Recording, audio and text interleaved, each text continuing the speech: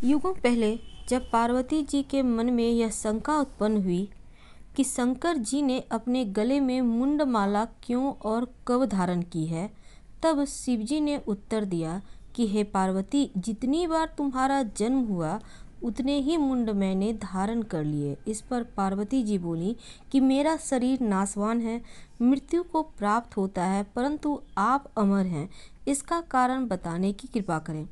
भगवान शिव ने रहस्यमयी मुस्कान भरकर कहा, यह तो अमर कथा के कारण है। ऐसा सुनकर पार्वती जी के मन में भी अमरत्व प्राप्त कर लेने की इच्छा जागृत हो उठी और वह अमर कथा सुनाने का आग्रह करने लगी।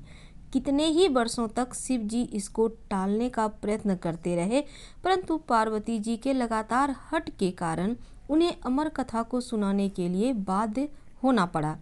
परंतु समस्या यह थी कि कोई अन्य जीव उस कथा को ना सुने, अतः किसी एकांत और निर्जन स्थान की खोज करते हुए शिवजी पार्वती सहित अमर कथा अमरनाथ की इस पर्वत मालाओं में आ पहुंच गए।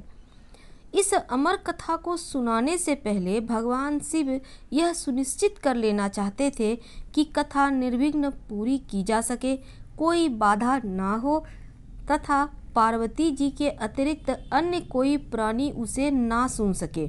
उचित एवं निर्जन स्थान की तलाश करते हुए सर्वप्रथम शिवजी पहलगाम पहुँचे, जहाँ उन्होंने अपने नंदी बैल का परित्याग किया। वास्तव में इस स्थान पर प्राचीन नाम इस स्थान का बैल गांव था, जो बाद में बिगड़कर तथा क्षेत्रीय भाषा के उच्चारण से पहलगाम बन गया।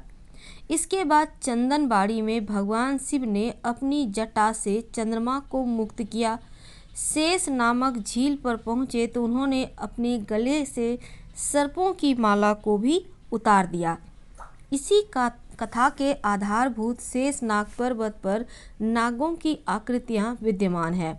हाथी के सिर वो सूंड वाले प्रिय पुत्र श्री गणेश जी को भी उन्होंने महगुनस पर्वत पर छोड़ देने का निश्चय किया, जिस स्थान का प्राचीन एवं शुद्ध उच्चारण महागणेश था, जो धीरे धीरे संभवतः कश्मीरी भाषा के प्रभाव से महागुनस हो गया।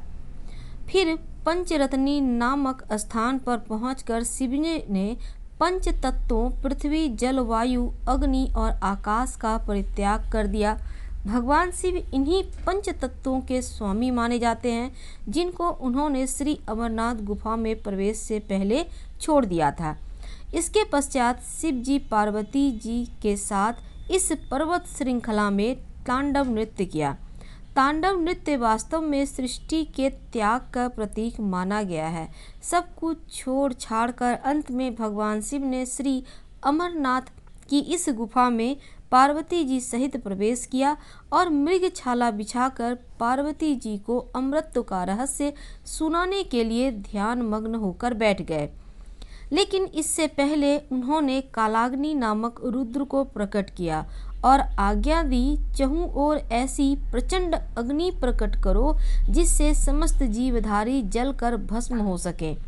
कालाग्नि ने ऐसा ही किया। अब संतुष्ट होकर शिवजी ने अमर कथा की कहानी शुरू की, परंतु उनकी मृग छाला के नीचे तोते का एक अंडा जो रखा था वो भस्म नहीं हुआ। इसके दो कारण थे।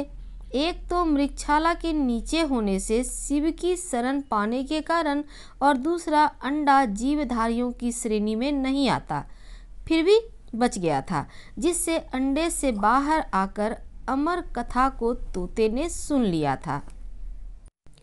श्री पार्वती जी ने कहा, प्रभु, मैं अमरनाथ की यात्रा की महिमा सुनना चाहती हूँ, जिसके सुनने से जन्म जन्मांतर के पाप ताप मिट जाते हैं। जगत स्वामिन, आप श्री अमरनाथ जी के लिंग का महात्म तथा मार्ग के तीर्थों का वर्णन कीजिए। श्री अमरनाथ की यात्रा तथा पूजन विधि भी कहिए, और यह भी बतलाइए कि जो शास्त्रोक्त यात्रा को त्याग कर केवल लिंग के ही दर्शन करता है, वह किस गति को प्राप्त होता है। तब भगवान शिव ने कहा, मनुष्य श्री अमरनाथ जी की यात्रा करके शुद्धि को प्राप्त करता है तथा शिवलिंग के दर्शनों से भीतर बाहर से शुद्ध होकर धर्म अर्थ काम वचन और मोक्ष को प्राप्त करने में समर्थ हो जाता है। जो मनुष्य जो मार्ग के तीर्थों पर यथाविधि स्नान दान इत्यादि न करके सीधा गुफा में ही पहुंच जाता है, उसकी यात्रा को निष्फल समझना चाहिए।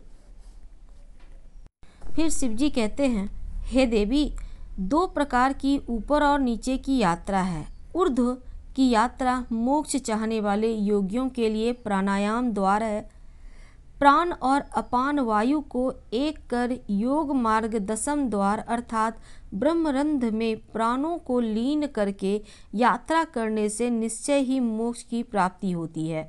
यह दोनों प्रकार की यात्रा धर्म अर्थ काम तथा मोक्ष के इच्छुक को करना चाहिए।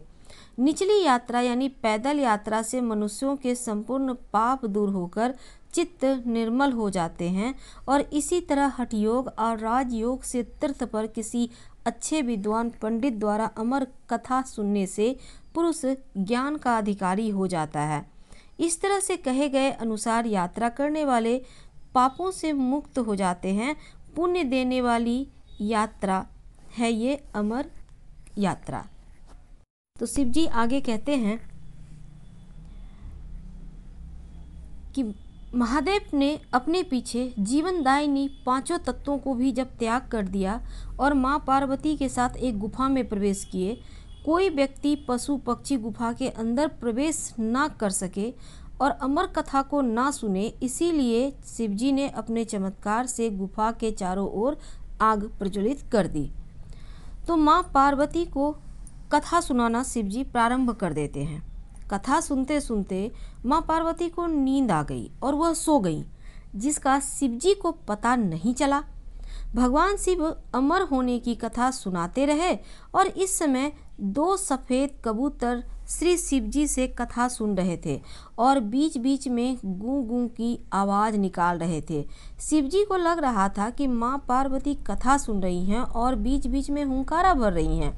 इस तरह दोनों कबूतरों ने अमर होने की पूरी कथा सुन ली और कथा समाप्त होने पर शिवजी का ध्यान पार्वती माँ की तरफ गया, जो कि सो रही थी। शिवजी ने सोचा कि अगर पार्वती जी सो रही हैं तो कथा कौन सुन रहा था। तब शिवजी की दृष्टि कबूतरों पर पड़ी। महादेव शिव कबूतरों पर क्रोधित हुए और उन्हें मारने के लिए तत्पर हुए। इस पर कबूतरों ने शिवजी से कहा कि प्रभु, हमने आपसे अमर होने की कथा सुनी है, यदि आप हमें मार देंगे तो अमर होने की यह कथा झूठी हो जाएगी। इस पर शिवजी ने कबूतरों को जीवित छोड़ दिया और उन्हें आशीर्वाद दिया कि तुम सदैव इस स्थान पर शिव पार्वती के प्रतीक चिन्ह के रूप में निवास करोगे। अतः कबूतर का यह जोड़ा अजय अमर हो गया और माना जाता है कि आज भी कबूतरों का दर्शन भक्तों को होता रहता है गुफा में, अमरनाथ गुफा में। तो अमरनाथ गुफा के अंदर भगवान शंकर बर्फ के निर्मित शिवलिंग के रूप में विराजमान हैं। पवित्र गुफा में माँ पार्वती के अलावा गणेश जी भी अलग से बर्फ से निर्मित प्रतिरूपों में आप दर्शन कर सकते हैं। एक और कथा आती है इस पवित्र गुफा की खोज के बारे में पुराणों में। एक बार एक गड़ेड़िया को एक साधु मिला, जिसने उस गड़ेड़िए को कोयले से भरी एक बोरी दी, जिसे कि गड़ेड़िया अपने कंधे पर लाद कर अपने घर को चल दिया। घर आकर उसने बोरी खोली तो आश्चर्यचकित हुआ, क्योंकि कोयले की बोरी अब सोने के सिक्कों की हो चुकी थी। इससे वह गड़ेड़िया साधु से मिलने धन्यवाद देने के लिए उसी स्थान पर गया जहाँ पर वह साधु से मिला था, लेकिन वहाँ कोई साधु नहीं मिला, बल्कि उसे ठीक उसी जगह एक गुफा दिखाई दिया। गड़ेड़िया जैसे ही उस गुफा के अंदर गया तो उसने वहाँ पर देखा भगवान भोले शंकर बर्फ से बने शिवलिंग के आकार में स्थापित थे। उसने वापस आकर सबको यह कहानी बताई और इस तरह भोले बाबा की पवित्र अमरनाथ गुफा की खोज हुई।